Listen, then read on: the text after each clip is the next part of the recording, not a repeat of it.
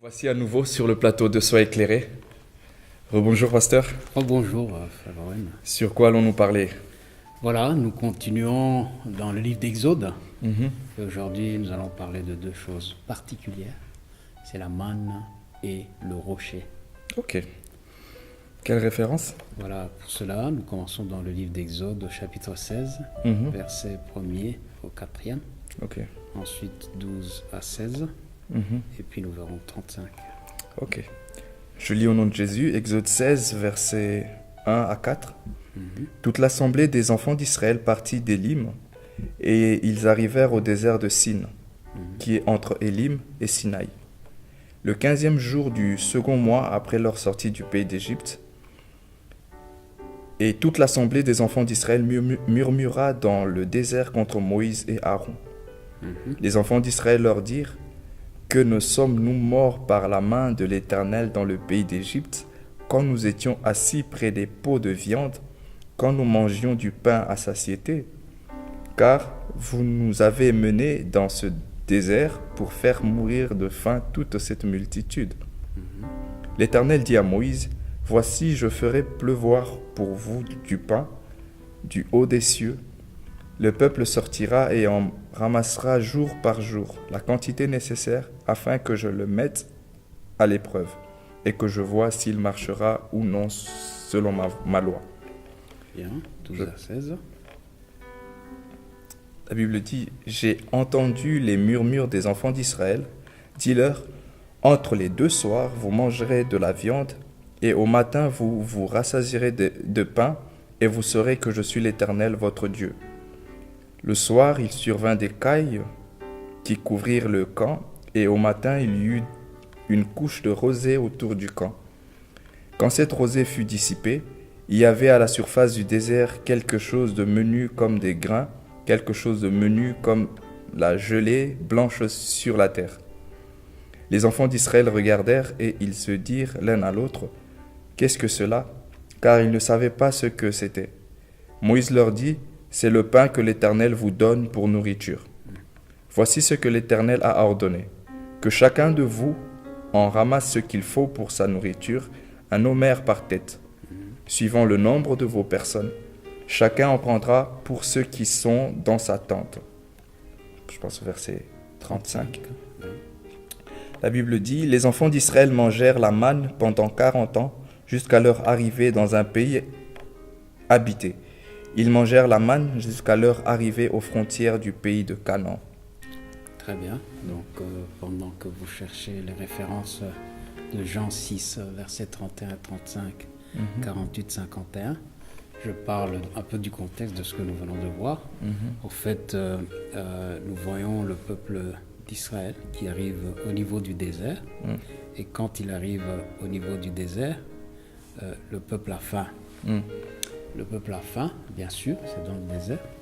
Mais voici que le Seigneur dit à Moïse: c'est vrai, j'ai entendu le peuple murmurer, mais dis-leur que je vais leur envoyer une nourriture céleste. Et il tombe une sorte de gelée, donc qu'on a appelé la manne, parce que la manne, simplement en hébreu, manou, c'est exactement ce que on posait comme question les Hébreux: qu'est-ce que cela?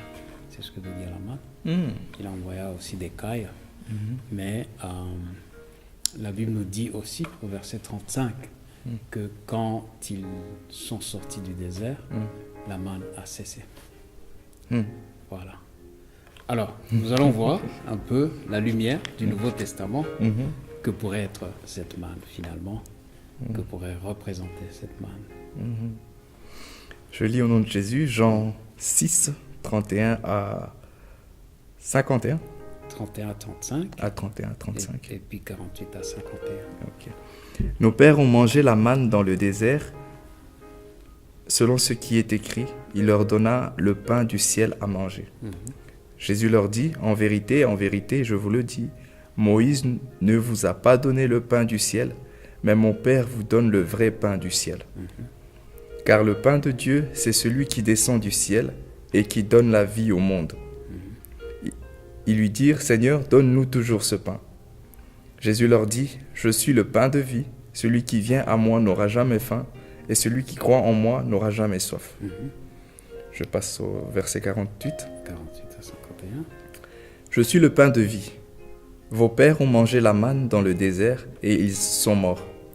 C'est ici le pain qui descend du ciel afin que celui qui en mange ne meure point. Je suis le pain de vie, le pain vivant qui est descendu du ciel. Si quelqu'un mange de ce pain, il vivra éternellement. Et le pain que je donnerai, c'est ma chair que je donnerai pour la vie du monde. Amen. Très bien. Donc nous voyons Jésus qui parle à un public juif, donc averti, qui connaît parfaitement l'histoire de Moïse et cette histoire de la manne et des cailles. Donc en fait, Jésus reprend cette histoire pour montrer que quoique les pères, leurs pères, c'est-à-dire les ancêtres, aient mangé de cette manne, un pain qui descendait du ciel, ils sont quand même morts. Et qu'en fait, ce n'était qu'une ombre des choses à venir, mais que la réalité spirituelle, qui est éternelle, c'était Jésus lui-même, qui se présente comme le pain vivant descendu du ciel. Et cette fois-ci, ce pain, quand nous le consommons, ce pain, c'est lui, c'est dans la communion avec lui. Ce pain, c'est lui en tant que parole de Dieu aussi. C'est lui qui nous donne la vie éternelle. Amen. Voilà. Amen, amen. C'est profond. Merci beaucoup pour cette révélation. Voilà, donc nous continuons avec l'aspect du rocher. Ok. Et pour cela, nous irons dans Exode 17, versets 1 à 7. Ok. Je lis au nom de Jésus. Toute l'assemblée des enfants d'Israël partit du désert de Sin, selon les marches que l'Éternel leur avait ordonnées. Et ils campèrent à Réphidim, où le peuple ne trouva point d'eau à boire. Alors le peuple chercha querelle à Moïse. Ils dirent, donnez-nous de l'eau à boire. Moïse leur répondit, pourquoi me cherchez-vous querelle? Pourquoi tentez-vous l'Éternel? Le peuple était là, pressé par la soif, et murmurait contre Moïse. Il disait, pourquoi nous as-tu fait monter hors d'Égypte pour me faire mourir de soif avec mes enfants et mes troupeaux? Moïse cria à l'Éternel en disant, que ferai-je à ce peuple? Encore un peu, ils me lapideront. L'Éternel dit à Moïse, passe devant le peuple et prends avec toi des anciens d'Israël, prends aussi dans ta main ta verge avec laquelle tu as frappé le fleuve et marche. Voici, je me tiendrai devant toi sur le rocher d'Horeb. Tu frapperas le rocher et il en sortira de l'eau. Et le peuple boira. Et Moïse fit ainsi aux yeux des anciens d'Israël. Il donna à ce lieu le nom de Massa et Mériba, parce que les enfants d'Israël avaient contesté et parce qu'ils avaient tenté l'Éternel en disant, l'Éternel est-il au milieu de nous ou n'y est-il pas? Amen. Très bien.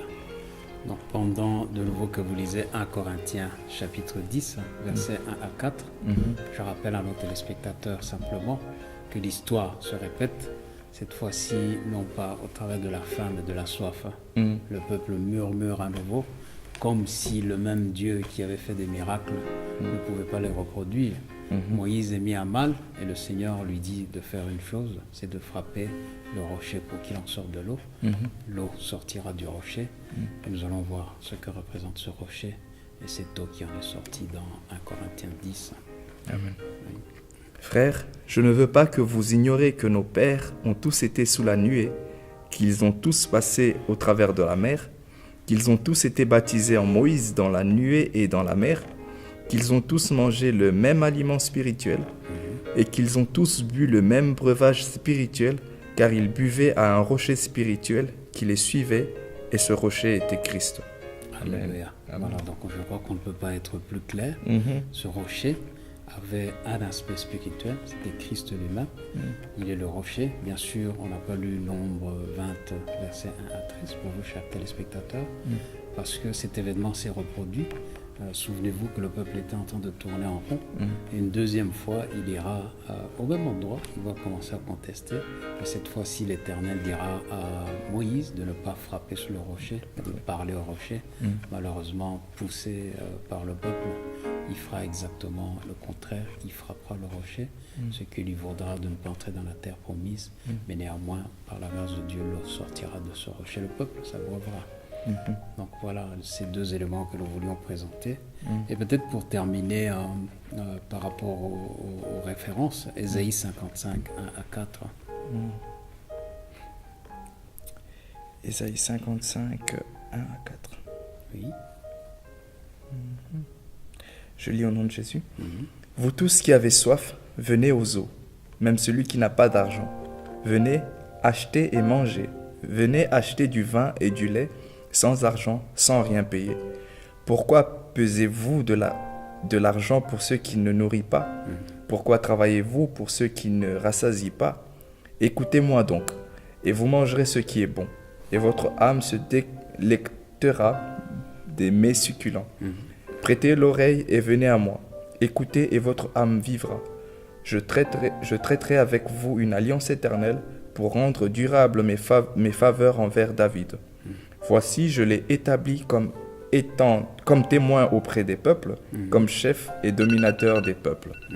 Voilà donc, chers téléspectateurs, ceci en même temps comme un appel à vous tous qui avez faim et soif. Vous avez peut-être faim et soif des choses de ce monde qui périssent, mais en réalité, si vous voulez être rassasié, si vous voulez que votre satiété, votre soif passe, il n'y a qu'une personne qui peut y satisfaire, c'est Christ, celui qui donne à manger et à boire et celui qui le fait gratuitement. C'est une invitation pour vous tous. Mangez, buvez gratuitement. Christ est devant vous. Christ vous invite à venir à lui. Amen.